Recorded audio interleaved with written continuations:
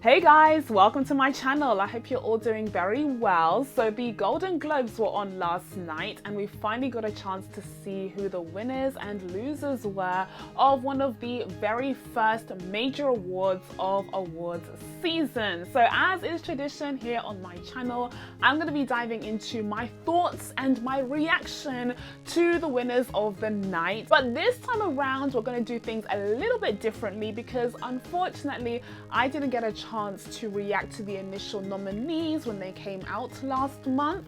So we're going to be doing a mixture of both videos, kind of, sort of. I'm going to be going through the nominees for the 2025 Golden Globes and sharing my thoughts on who I wanted to win out of the lot, but then of course giving you guys my reaction to who actually won / lost after last night. So if that sounds fun to you, then of course keep on watching. But before we get into all of that good stuff, as per usual, if you haven't already, please be sure to subscribe to my channel and make sure you turn on your notifications so that you can be told when I upload next. Now without further ado guys, let's get into this.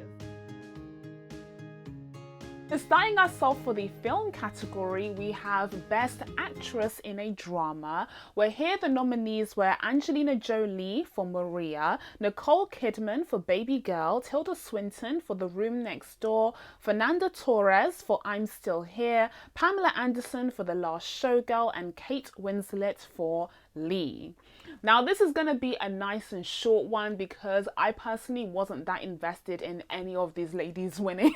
I was going to save this until later, but I'll just say it up front. I actually think it's been a pretty weak year for film in general. I don't think 2024 really delivered on giving us some of the best films of the decade, and I'm keeping an eye on that for reasons that will become clear in the coming months. But anywho, I don't think 2024 really stepped up to the plate to give us some really special offerings for this decade. So I was quite disappointed overall in the nominees lists that we got, and the Best Actress category is no exception. So I wasn't overly invested in seeing any of these ladies winning. It would have been nice to see Angelina Jolie win. She was a front runner earlier on in the year for her work in Maria, but that kind of fell off, as it often does, because the awards race is always evolving. But as I said, I wasn't really interested in any of these nominees, especially in this particular category, as the Golden Globes likes to split things between drama and comedy / music.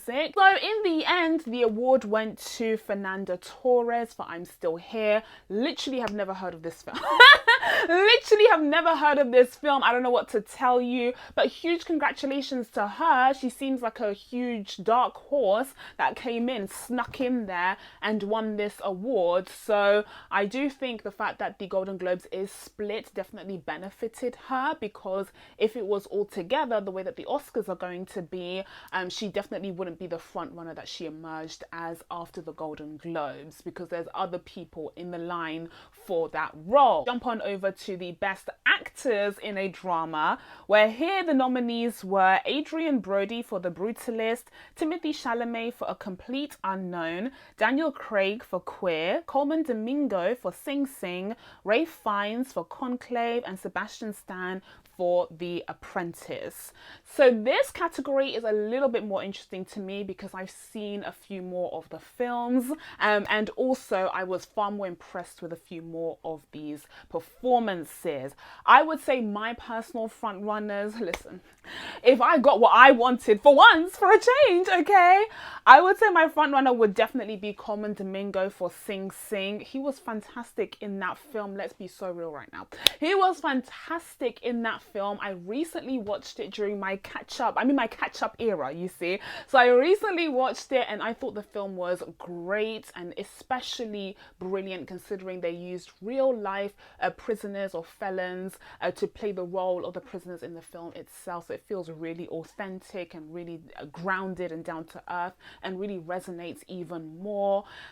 But you have Coleman Domingo kind of leading that cast, and he's just brilliant. He's having a renaissance at the moment. moment, not just in terms of his fantastic performances, although they're also of note, but also his fashion sense. Like, his stylist loves him. Like, the guy is getting the renaissance in his career that he deserves. And so it kills me to see that this momentum that he was getting in the last couple of years has been struck down by Adrian Brody. Let's be so real right now. Let's be so real right now. Oh, I'm so sick and tired of seeing this happen year after year, where you have an actor of color who's got that momentum, who's making headway, who's about to reach the finish line, and then there's one of them sweeps in and takes the award from right under them, and this time around it seems to be Adrian Brody for The Brutalist, this film that's come out of practically nowhere. Now, I'd heard rumblings about The Brutalist early on, but I was like, okay, let's see what emerges by the time that award season actually shows up. But it's apparently here to stay. Apparently, it's gaining momentum at just the right time, and now it's emerging as a front runner. Now, I would love to say that I'm gonna buckle down, lock in, and watch this film to make my own informed decision about it. I would love to give you guys I would love to make that solemn promise to you guys. I'm going to look my teal eyes dead at this camera. I'm going to look you dead in the eyes right now and tell you right here, right now, that's not happening. That is not happening. I am not watching The Brutalist. Oh, sorry, I'm simply not going to do it. And the main reason why is because it's 3.5 hours long. You must be joking. You must actually be joking. Now, you might be sitting there thinking, Jean, 3.5 hours is long or whatever, but didn't you spend the entirety of Saturday binge watching all 12 episodes of season 2 of Shrinking? Isn't that something that you did just this last weekend? Isn't that literally how you spent 24 hours of your life? To which I would say correct. To which I would say absolutely, that's what I did. But it's different because, first of all, Apple TV Plus was free this past week. Apple TV Plus was free this past weekend, so like obviously that's what I did. And second of all, this is a movie. It's different. I even have a short talking about this, one of the few shorts that I have on my channel. It's different when you're dealing with a movie versus a TV series. And certainly a TV series that's like 30 to 40 minutes-ish and it's a comedy. Like, please, it's a completely different situation. So, alas, sorry to say, but I will never get to see Adrian Brody's performance in this apparently phenomenal film because I simply will not commit to watching a 3.5 hour movie. The only reason why Oppenheimer got me is because of Cillian Murphy. Don't get it twisted. The only reason why that film got me is because of Cillian. If this Cillian-less film thinks I'm going to walk into a cinema and sit there for half a day, half of 24 hours watching it, it is absolutely joking. It is absolutely out of its mind. But anywho, in terms of the other performances on this list, I also wanted to give a shout out to Sebastian Stan for The Apprentice. Now, I didn't actually get a chance to watch The Apprentice. This is also yet another funny story about a film that I will never watch because I had been meaning to watch The Apprentice, guys. I was committed. This time I was committed. I was like, I'm going to watch this. The second I saw the trailer, I was like, okay, I'm here. I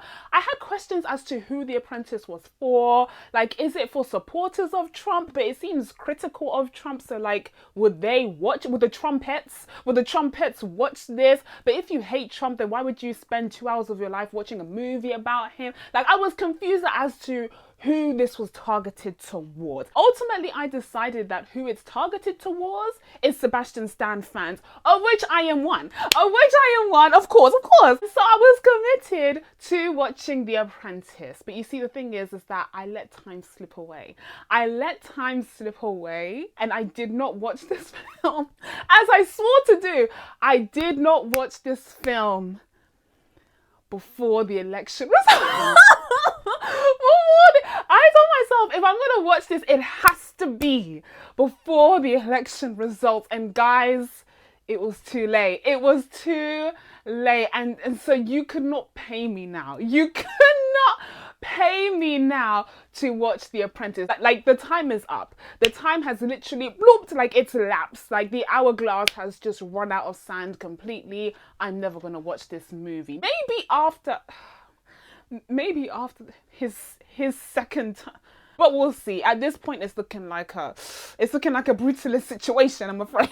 And the third and final performance in this category that I wanted to shout out is Ralph Fiennes in Conclave. More on Conclave in a second, but I just wanted to say that my second pick, hands down, would have been him. It absolutely would have been Ralph Fiennes for Conclave, and the fact that neither of my top two picks won did piss me off quite a bit.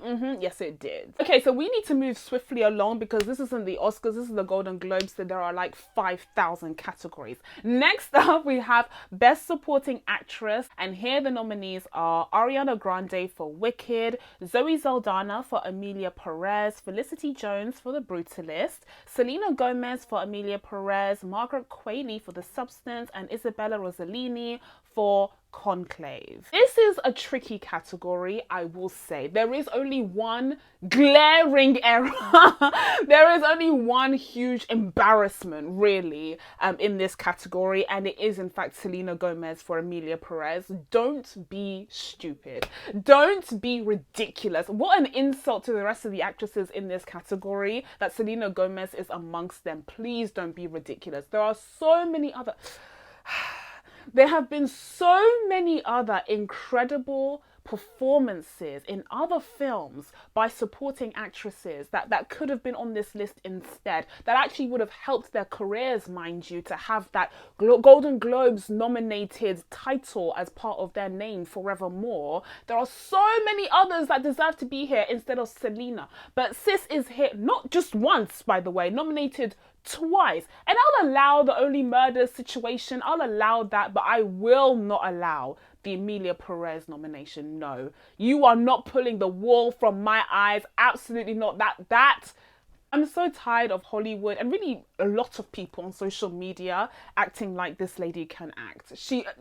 I loved Mrs. Waverly Place as much as the next person, but nominated twice. Please be serious. Again, I'll allow the Only Murders, but Emilia Perez, did you watch the film? Her performance in that film was like, please be serious. Please be serious. I'm so annoyed by that nomination, but we need to move on. Everyone else on this list is deserving, and I'm really happy that ultimately Zoe Saldana ended up taking home the award, especially considering how long she's been working in the industry and her career has been so impressive. She's a part of the two highest grossing franchises of all time, and yet she's never gotten the recognition that she deserves, either critically or in terms of fan base. So this was her time to shine. I don't agree with this film being the driver of that, even though I like this film more than most people on social media seem to. But still, this was her time to shine and she took it. So good for her. But, but in actuality, this award went to the wrong person. I'm so sorry. Ariana should have won. Oh, and I'm not even an Arianator. Is that what you guys call yourself? Or I'm not even an Arianator or whatever, but it's just facts on facts on facts. Ariana absolutely should have won. The Wicked girlies should have taken home every single award that they were nominated for. I'm so sorry. It is ridiculous that the comedy/musical categories were dominated by Emilia Perez. And I say this as someone who liked that film more than the average Twitter user did. But in comparison, Wicked is just like, please be no one is being serious right now. It's crazy. Yeah, Ariana absolutely deserved to take this home. I really hope this carries on into an Oscar nomination, and I honestly hope that she wins. Or like, taking a look at this list, I genuinely hope that Ariana takes home the Oscar if it's gonna be like this. Because much love to Zoe, okay, but what Ariana did was truly transformative. It was the role of a lifetime. She grabbed it with both of her clawed hands, okay, with both of her clawed hands, and she made the absolute most of it. And in terms of the two performances, which one is going to be remembered in the next 10 years? I'll let you be the judge, but I think the answer is pretty clear. So then we move on to Best Supporting Actor, and here the nominees were Denzel Washington for Gladiator 2, Kieran Culkin for A Real Pain, Guy Pearce for The Brutalist, Jeremy Strong for The Apprentice, Yura Borisov for Anora, and Edward Norton for A Complete Unknown. And this award ended up going to Kieran Culkin for A Real Pain. I did check out the trailer for that movie just to get an idea of what his performance was like. It was kind of giving Succession vibes. Like both him and Jesse Eisenberg were kind of playing characters that I've seen them play before. So I wasn't like in love with that result. I would have given it to Denzel 100%, 1000%, like please. I actually liked Gladiator much more than the average person did. I had the time of my life with that movie, and I thought Denzel was a highlight of it, so of course I would give it to him. In terms of other standouts on this list, I haven't watched The Brutalist, haven't watched The Complete Unknown, have watched Anora though, and I will be discussing my thoughts on Anora in an upcoming What I've Been Watching, so be sure to look out for that.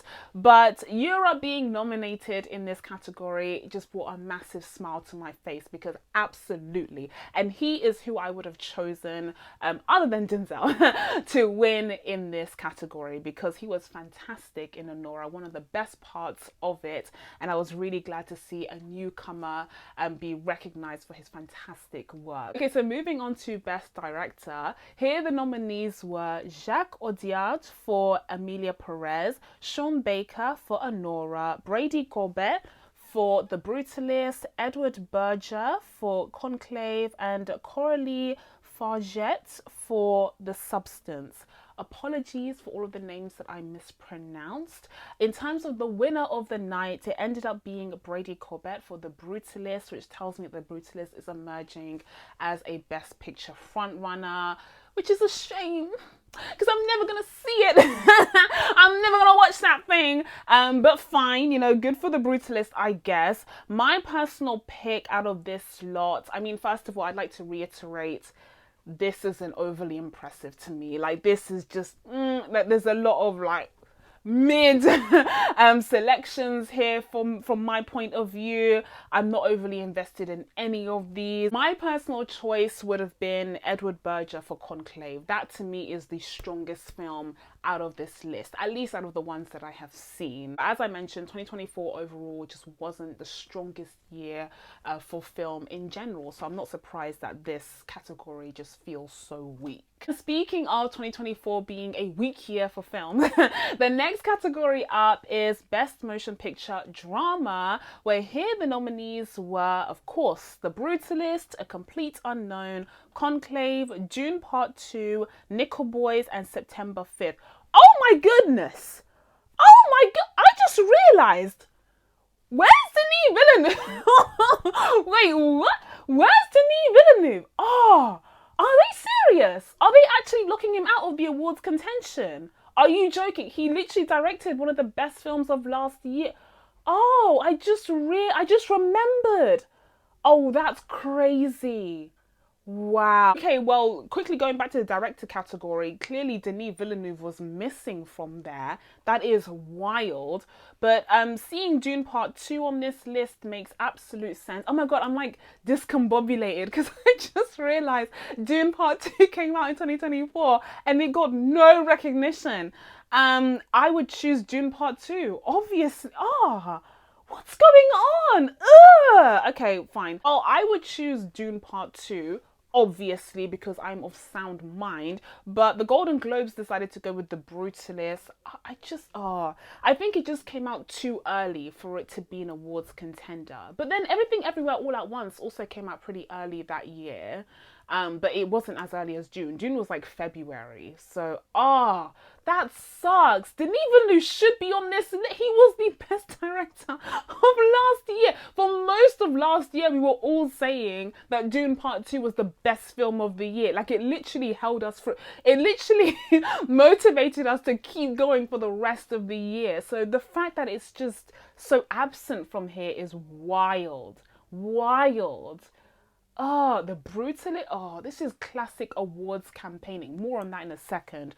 but how boring, how bizarre as well. Anywho, if they really refused, like if they really did not want to give this award to Dune Part 2 for whatever stupid reason, maybe it's too commercial, it's too much of a blockbuster, then I personally would have given it to Conclave instead. This brutalist nonsense, again, like it could be the best film in the world, and if it is, if you think it is, then I'm so happy for you. I'm so happy and delighted for you. Look at my smile. I'm so delighted for you. It's just that I'm gonna have to take your word for it because I'm never watching this film. Anyways, moving on. So now we're getting into Best Actor in a Musical or Comedy, and here the nominees are Jesse Eisenberg for A Real Pain, Hugh Grant for Heretic, Gabrielle Labette for Saturday Night, Jesse Plemons for Kinds of Kindness, Glenn Powell for Hitman, and Sebastian Stan for A Different Man. Remember when I said it all? Before we get into the good news, okay, can I just say that this list is so bizarre and it speaks to the common theme that I've been saying throughout this entire video of 2024 being a crap year for films. Because really and truly, most of the films that have these performances in them are like really dead. Like they were really blah, like they were really meh and dead. And so, yeah, they were really out here trying to find something, someone to nominate, especially someone white. Like I enjoyed Glenn Powell in Hitman as much as the next person, but really and truly for him to be nominated for a Golden Globe, that's a bit, the bar is on the floor. The bar is on the floor for these white actors and I'm sick and tired. It's only getting worse, not better. But anywho, let's get down to the winner here, which would have been my pick as well. Sebastian Stan in A Different Man.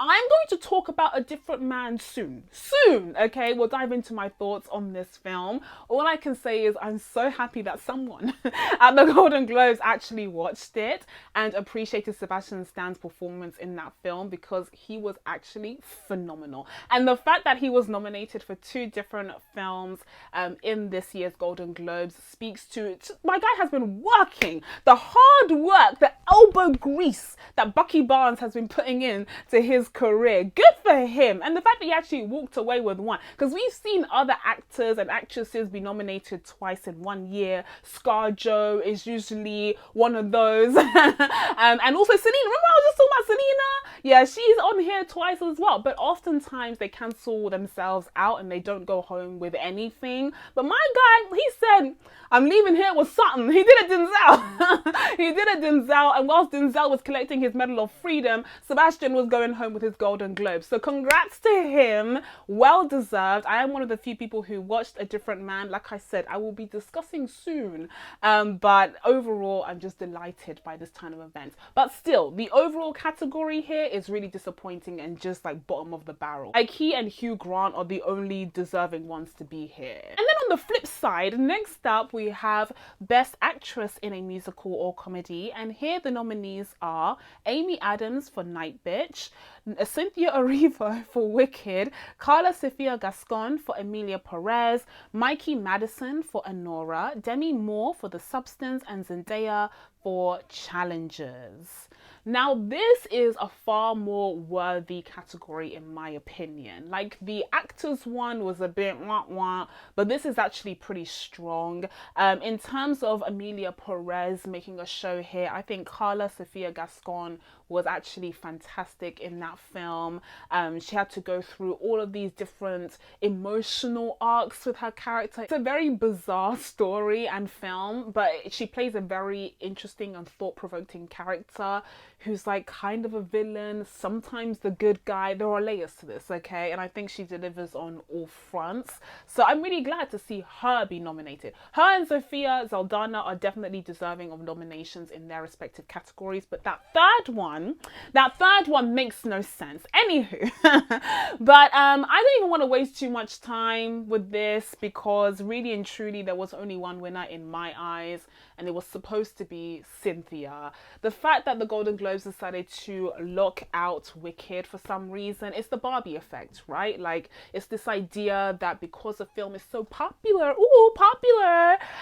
because it made so much money at the box office, because it's primarily targeted towards girls, all of that plays into the idea that a lot of old school folks have of this not being awards worthy. Because even though back in the day, like in the silver age of Hollywood, musicals used to be nominated and win a bunch of awards, prestigious awards at that, as well as being financially successful at the box office. Well, nowadays, ever since the 70s and 80s and 90s, there's a new definition of what's awards worthy that has been dominating the awards circuit, and Wicked and Barbie and films like that don't really fit into that box, that very restrictive box, and so that's oftentimes why we see this result.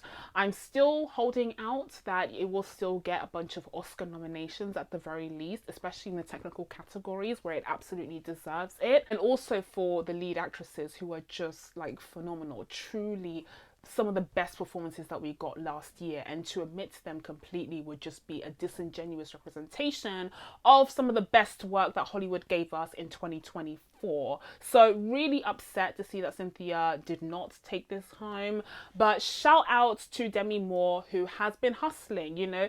Last night was very much the night of like the old Hollywood, and by old I don't mean old and decrepit, I mean like the old fashioned kind of 90s early 2000s Hollywood actors who have been around for ages and ages and have been hustling, have done the work, and now they're finally getting that reward. And I feel like we've been getting that storyline during awards season for a while now, like with Brendan Fraser winning, Michelle Yeoh, Ke Huy Quan. We've been getting that idea of like, oh, these actors who have really hustled over decades finally getting their moment in the sun. And it seems like we're getting even more of that this year with the Adrian Brodys and the Demi Moores, except Adrian Brody may already have an Oscar, I don't know, but he's been around for ages. He's a Hollywood kind of star icon from that era, and so they're loving it. They're loving just rewarding their own inner circle, the familiar faces that make them feel nice and comfortable, and like change isn't too close in the horizon, because there's been too much change lately in recent years. They're like, oh, let's get back to the basics, I want to go back to my comfort zone. And so that's why we're seeing these very old school Hollywood faces go up there and grab these awards. I mean, as much as I love Colin Farrell, and I will talk about the Penguin in a second, but he is very much in that league of like an old school Hollywood actor from the 90s to early 2000s, and he's a familiar face with the Golden Globes. I mean, it turns out he's been nominated 4 times and he has won 3, so that's a hell of a track record, and I'm not saying that it's not deserved, but it's all part of this theme that emerged last night. Okay, so we're going to quickly wrap up the film categories with, first of all, Best Motion Picture, Musical or Comedy, and here the nominees were Anora, Challengers, Emilia Perez, A Real Pain, The Substance, and Wicked. This should have gone to Wicked. Please be so serious right now. Please be so serious. This undoubtedly should have gone to Wicked. I liked Emilia Perez, okay, way more than the average person did. And I've seen the comments, I've seen the critiques of the film, some very, very valid critiques, but I like the film overall. But it just does not hold a candle, okay, to Wicked. Like, oh, I hate this phenomenon. I really do. Why aren't they just being so flipping honest right now and giving Wicked what it deserves? Like, what is this resistance? I hate it.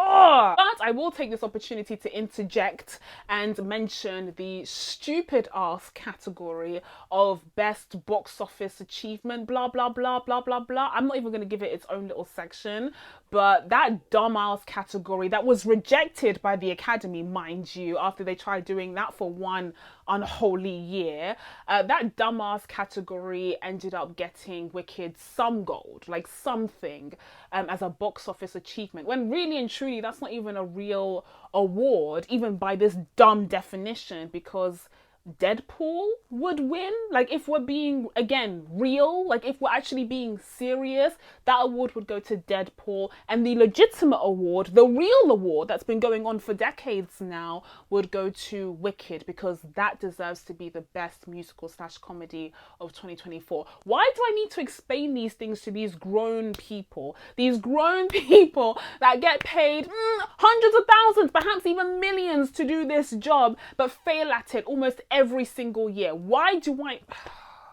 And I'm doing this for free. Oh. Honestly, I lose every time. I lose. And finally, for the film category, we have Best Motion Picture Animated. Here the nominees were Flow, Inside Out 2, Memoir of a Snail, Moana 2, Wallace and Gromit, Vengeance Most Foul, and The Wild Robot. This was also upsetting. Wow, what a terrible year for the Golden Globes. This was also upsetting, because tell me why anything other than The Wild Robot won. Now, I haven't had a chance to talk about this film, so you guys might be surprised, like, oh, Jean, you're coming on so hard. I didn't realize you were such a ride or die fan of The Wild Robot. Yes, well, hi, my name is Jean. I am, in fact, a ride or die fan of The Wild Robot. That's a tongue twister. I love that film. We will discuss in due course, okay? If you see my community note, that you know what's coming, but best of the year coming up soon, we will discuss in due course. But for now, all I'll say is I loved The Wild Robot. Guys, I loved The Wild Robot, and so the fact that anything but that one is just like, this is like last year actually. I shouldn't even be surprised, because I've been disappointed year after year after year. But last year it was Spider-Man Across the Spider-Verse, which, let me not relive that. This year it's The Wild Robot. I'm giving the Academy one chance, one singular chance to make the right decision. And if it fails to do so, I can't be held responsible. I can't be held responsible for my actions, actually. Oh, I'm just going to say that for legal reasons. The Wild Robot absolutely should have won. I've heard that Flow is like the best thing since sliced bread. There's always one of those films that like barely anyone has heard of that comes along and like ruins everything. And so Flow seems to be that film of the year. I'm not going to say that it's like not a good film, because whenever I say that, I tend to be proven wrong. So like, I'm not going to say it anymore. I will try and check it out eventually. But like, it has a huge shoes to fill, because I am a Wild Robot ride or die fan. And so if I don't see perfection, like if I don't see something that literally blows my mind, then I'm going to be super pissed that this ended up taking home the gold instead of my good sister, The Wild Robot. But we'll wait, we'll see. I'm actually going to check out Flow. Unlike The Brutalist, I'm actually going to check out Flow to actually make an informed judgment on who deserves to take home this prestigious award for animation. We'll see. Okay, so we're done. We're done with the film categories, guys. We did it. Yes, I shared my thoughts on the actual winners of the night versus who I would have wanted to see win. It was a different format to what I'm used to, but I think it worked, right? It was pretty much the same as the nonsense that I usually say. But for the television categories, we're not going to dive into as much detail, because I've already covered a lot of these during my Emmys discussions. So if you want to check out my Emmys videos, both the nomination reactions and the reaction to the ceremony itself, you can go ahead and do so. They're in my awards season playlist. But in terms of the TV categories, we saw like a lot of what we already saw from the Emmys. There weren't any huge surprises here. First of all, the drama categories were largely dominated by Shogun. That was regarded as one of the best TV show, well, actually the best TV show of 2024. before, which I think is completely valid. You know, shout out to all of the Shogun fans, loving this for you. I personally, famously or infamously, didn't adore the show as much as other people did. I really struggled to kind of get through it. It just wasn't my jam. But I will always have a special place in my heart for Shogun because it was the show that finally convinced me to check out Blue Eye Samurai. Blue Eye Samurai, which actually changed my life. Are we getting a second season in 2025, by the way? Like, just side note here, just while I talk about Blue Eye Samurai. Are we getting a second season in 2025? Because if so, I can't be held responsible, etc. and so forth, legal actions. But yes, so really appreciate Shogun for opening that door for me. But if you are a Shogun fan, then a huge congrats to you. The series made history. I mean, this show about what, like 15th, 16th century Japan ended up, you know, stealing the hearts of millions around the world and gaining a whole bunch of awards for its efforts. So what a wonderful time to be alive. It's stuff like this that actually makes me happy and feel like we're actually going in a forwards motion instead of being stuck in the past. So that makes me really excited, even if I wasn't personally the biggest fan of the show. And then we swiftly move on to the comedy categories, where much like with the Emmys, we saw Hacks take over in the comedy sections. Jean Smart won, I think, another Golden Globe for her work in Hacks. And as I mentioned in my Emmys video, I'm a huge fan of Hacks, actually. I really enjoyed the first season. I think the second season slipped, but the third season picked it right back up. The first season stepped up to the plate. And so I'm really looking forward to season 4 in light of the bombastic cliffhanger that season 3 left us with. So I'm not surprised that Hacks has picked up steam once again, but I would always love to see Abbott Elementary take home the comedy awards because it's consistently excellent. Like, I can't point out a single season of Abbott that has been bad. So like, why not reward it for that? Why not reward it for that? We rewarded it plenty for season 1, but then we kind of dipped and then we got a bit distracted by the bear.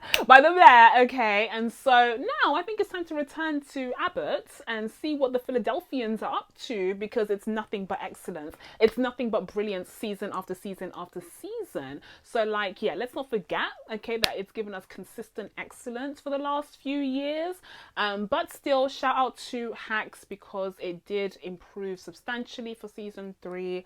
And, you know, we know that Hollywood loves to return to the status quo. It said enough of that difference, enough of the new stuff, all of these unknown new faces. Let's get back to what we know. And so here comes the comfort blanket of Hacks season 3, led by Jean Smart, to give them exactly what they want. Now, speaking of the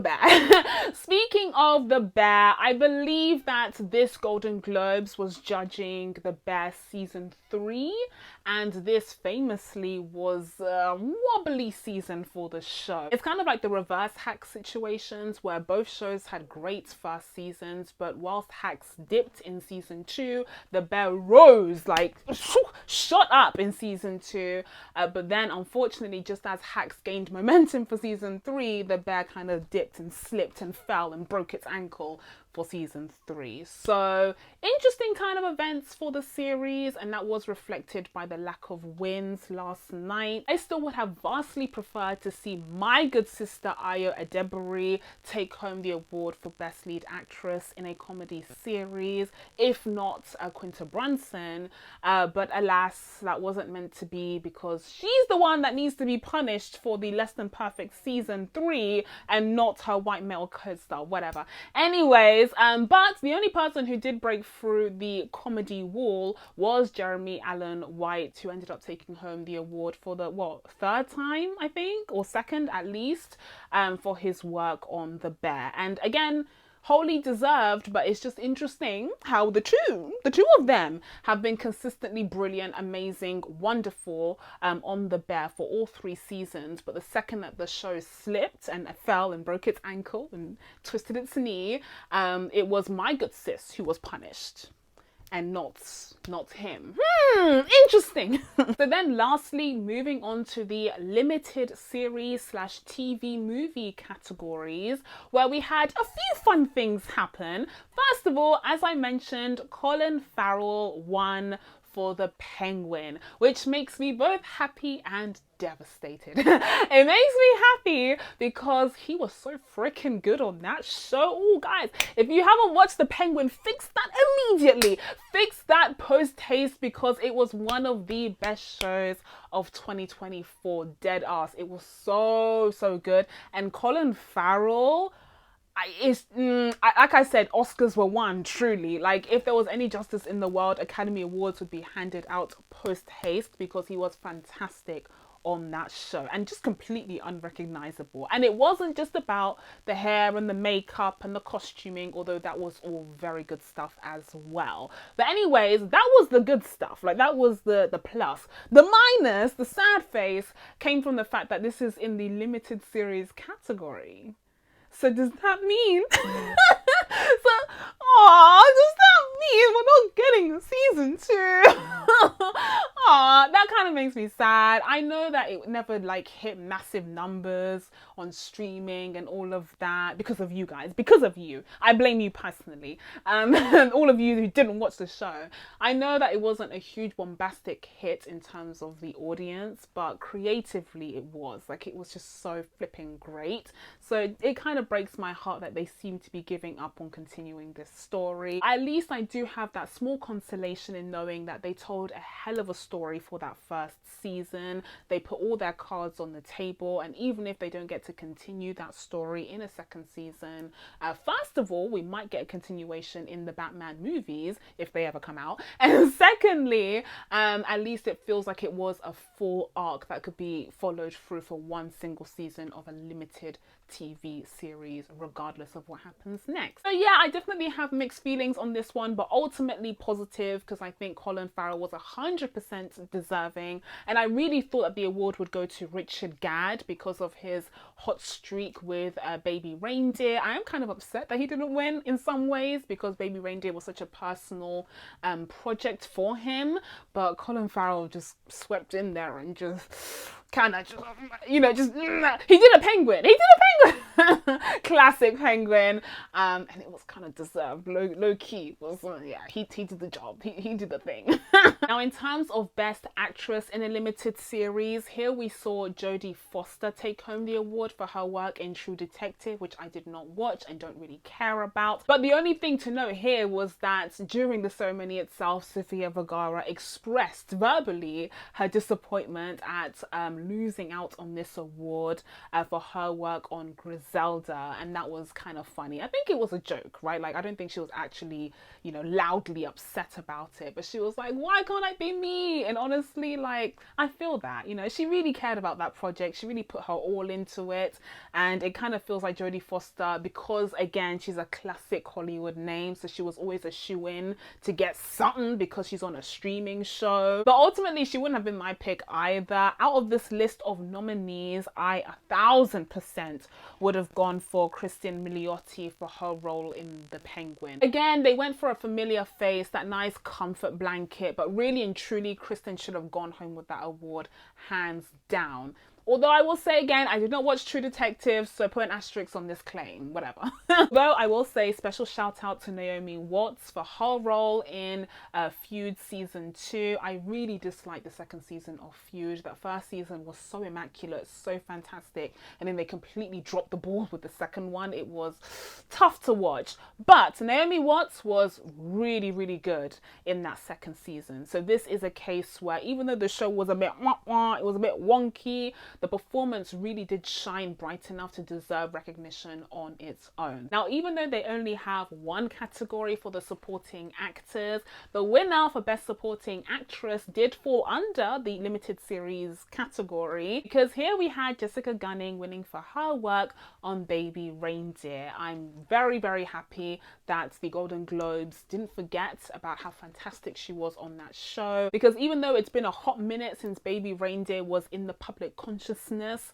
I still think that her incredible performance on that show deserves recognition. So she did it. She made it to the final stretch. She's got the Emmy. She's got the Golden Globe. Both are very well deserved. And so I'm very happy for her. Which leads us to the last category of the video. And that is, of course, Best Limited Series or TV Movie, which went to Baby Reindeer. And that is wholly deserving. I completely agree with that outcome. That series was such a global phenomenon in 2024, and the discussions and themes and issues that it brought up were just like no other. And from the perspective of someone who actually went through it and is telling his own story, I mean, that was just such a unique project that we got, and the fact that it was executed so well, all of that combined means that it's wholly deserving of this award and all of the recognition that it got coming out of its Netflix release. But of course, if Baby Reindeer wasn't on this list, then you know which show I would have picked. Say with me, the Penguin. The Penguin. The Penguin absolutely would have been my second front runner if Baby Reindeer wasn't on here, but it is, so like everything is fine, everything is good, I promise. That's it from me, guys. Now that I told you guys my thoughts on the winners and losers of the 2025 Golden Globes, it's time for you guys to let me know what you thought of the awards down in the comments below. Please be sure to subscribe to catch new videos coming up. Thank you guys so much for watching. I really appreciate it, and I will see you in the next one. Bye.